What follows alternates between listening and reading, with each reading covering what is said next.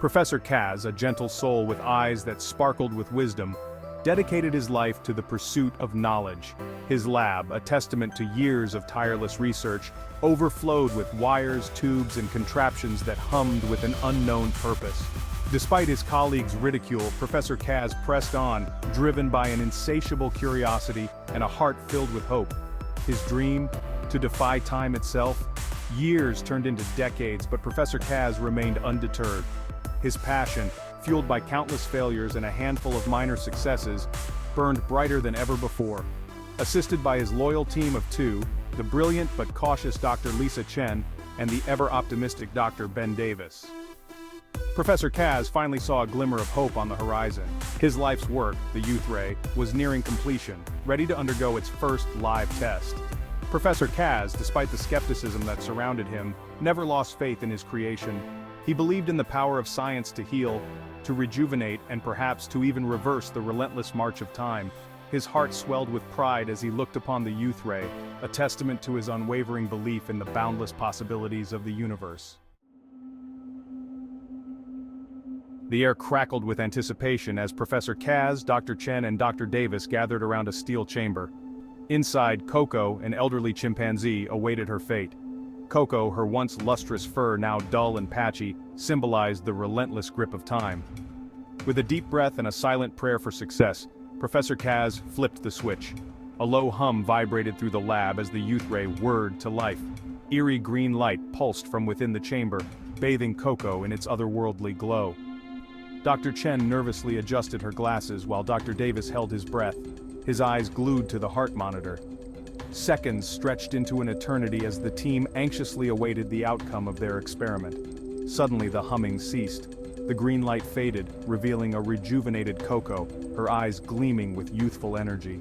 Gone was the frail, aging chimpanzee, replaced by a vibrant, playful version of her former self. Coco hooted in delight, her joy echoing through the lab. Professor Kaz, his face beaming with triumph, christened his creation the Kaz Machine.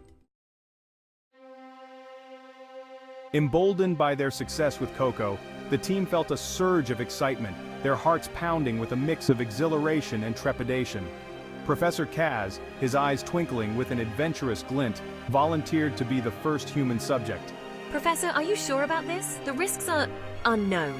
His assistants, initially hesitant, were eventually swayed by the professor's infectious enthusiasm and unwavering belief in his creation. The lab buzzed with nervous energy as Professor Kaz stepped into the chamber. Everything is set, Professor. We're ready when you are.